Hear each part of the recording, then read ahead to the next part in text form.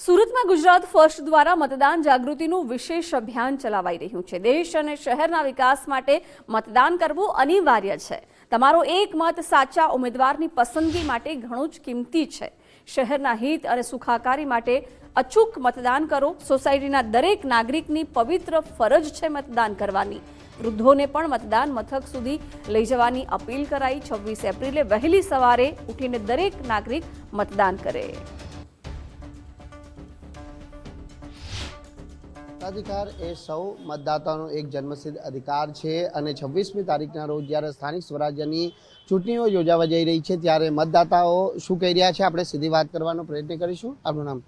સૌરભ દારૂવાલા। સૌરભભાઈ, કઈ રીતે મતદાન કરશો? કેવા ઉમેદવારને મતદાન કરશો? એવા ઉમેદવારોને મતદાન કરીશું કે જેણે આ દેશના વિકાસમાં અને રાજ્યના વિકાસમાં અને શહેરના વિકાસમાં સિંહ ફાળો આપ્યો છે। જે લોકોએ પોતાનું યોગદાન આપ્યું છે, જે લોકોએ રાષ્ટ્ર નિર્માણથી રાજ્ય નિર્માણથી સુરત શહેર નિર્માણના કાર્યોમાં અવિરતપણે એ લોકોએ અથાગ પ્રયાસ કર્યો છે, તેવા ઉમેદવારોને અમે લોકો મતદાન આપશું। મતદાન આપણી લોકશાહી તંત્રની પરંપરા હિસાબે મતદાન કરવું જરૂરી છે।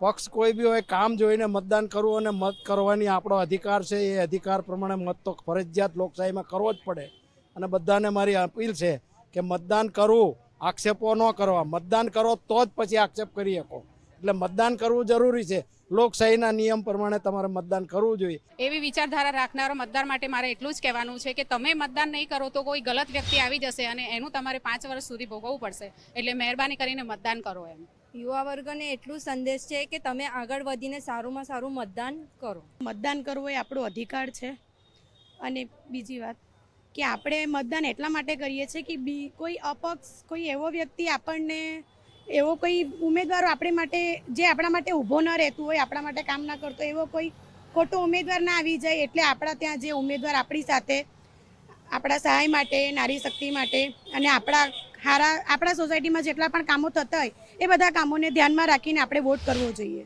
મતદાતાઓને અપીલ કરવા માંગુ છું કે આ લોકશાહીમાં આ આપણું છે તે પર્વ એ દર 5 વર્ષે આપણને આનો લાભ મળતો હોય છે અને એની અંદર કોઈ ખોટો વ્યક્તિ ન આવી જાય ને પછી એવું થાય છે કે 5 વર્ષ સુધી પછી એની પાછળ બેઠા બેઠા આપણે રોતડા રડતા હોઈએ છીએ કે આ તો આમ કરે છે ને આ તો તેમ કરે છે।